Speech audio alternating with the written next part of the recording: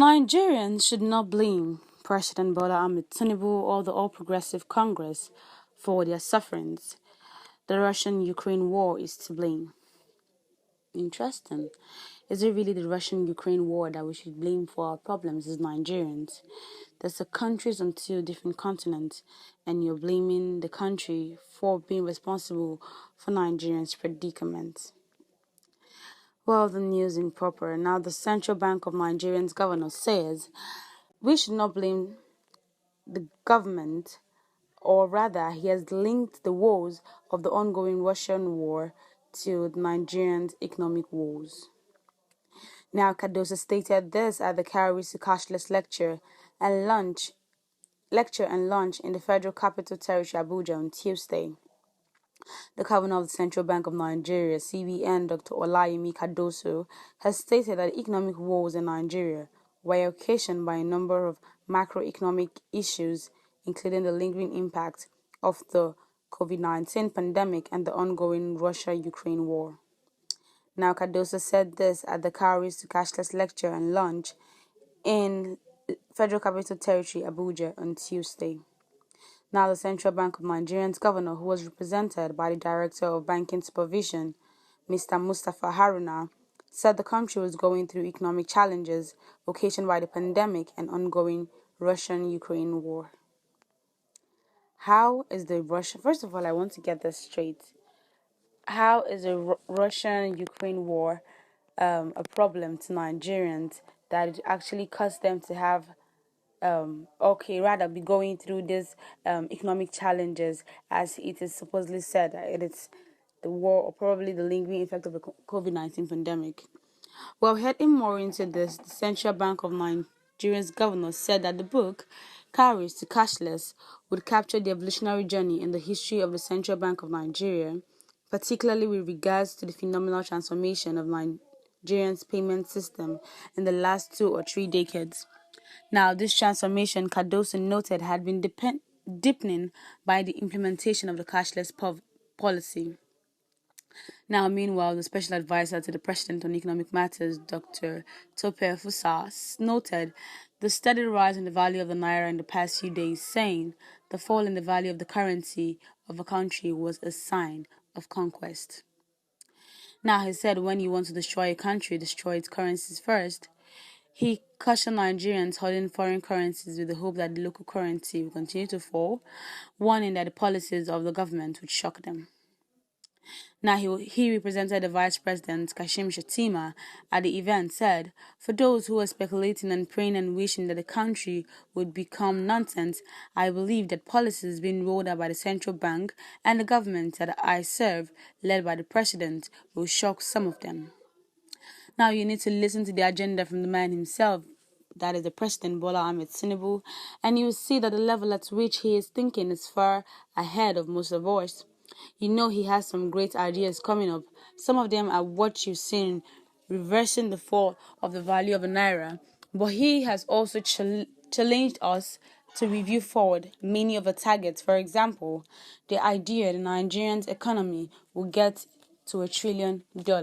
He wants to achieve it by 2026. Now, some people thought the naira will continue to lose value. Of course, we can already see what's going on, and who knows, maybe the naira will strengthen even further and maybe become 500 or 600. I am beginning to see some of those. I think we had a time when a dollar to a naira was about 187 naira, if I'm to be correct. And you're telling us that it's going to go something further to 500 or 600. That's not what Nigerians are looking for. Nigerians are looking for a better life for themselves, and not this show off of nitty-gritty by our political parties. Okay, very well, Nigerians got to react about this, and trust me, the whole issue of blaming Russia and Ukraine for Nigerians' economic problem was something they didn't really go down well with. Now, I know that is where he will heap the curse. He has failed and he's indirectly accepting it. Okay, in other reactions, he has started again to play the blame game. Come to think of it, what is the connection between Russia, Ukraine, and Nigeria? Another bunch of lies and failures. This one that just got into office has started blaming his inability to work things out on the war between Russia and Ukraine. Exactly. What is the connection between these three countries in different continents? We're Africans and we're supposed to be relying on ourselves as African, and you're blaming Russia and Ukraine.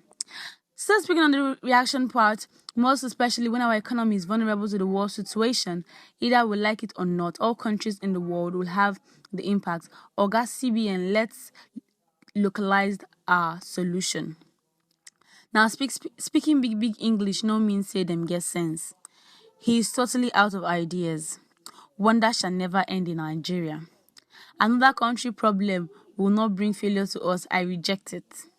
They always know how to make excuses. Is that the reason why Nigerians should expect nothing from you?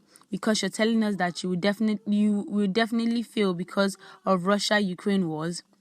They are just avoiding to blame Buhari's administration. They have started. Like, what exactly is the connection between Russia and Ukraine? Fine, we could literally accept the fact of the lingering side effect of the pandemic, but I think Nigerians are way past the pandemic of coronavirus. If we could go past the whole pandemic of Ebola, what was coronavirus that we couldn't go through? We went through it together, and now you're beginning to, okay, you're out of ideas. Mr. Cardoso, you need to explain to us the connection between Russia and Ukraine.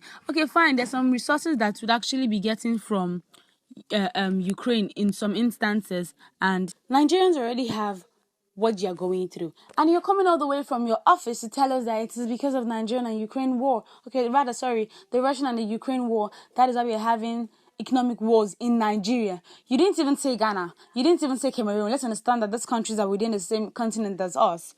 You didn't say any of the African countries that probably South Africa or wherever is the reason we're having this clash in Nigeria.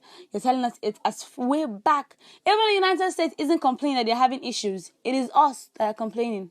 Nigerians kept on reacting about this whole event, as some people got to say that he knows he cannot perform, so he's looking for what to use to blame on when he fails, which he has already failed and which he has already given us an example. I don't see a reason why this government is not capable of handling situations. They all gave us manifestos that made us believe that they could do something, but totally they have failed us in the past few months in office. He's just getting into office and he's already giving excuses. He's already attending book launches that the name of the book is from cowries to cashless, and he's already making some certain annoying talks that would annoy us as Nigerians. He should better pray he finds an issue, and we do not want 500 naira at all. We want the dollar to reduce back to 108 something naira if possible. That is my own take as a Nigerian. Exactly do you think about this whole Nigerian saying that it is as a result of... Okay, let me say Nigerian. Mr. Cardoso saying it's as a result of a Russia-Ukrainian war. That's why you're having economic wars. Do well to drop your comments. Let me hear what you have to say about this. Let me hear your take on it, because it is our Nigeria and we need to get used to the fact that we need to handle situations by ourselves. Do well to stay tuned to InfoGist and drop your comments. Thank you very much.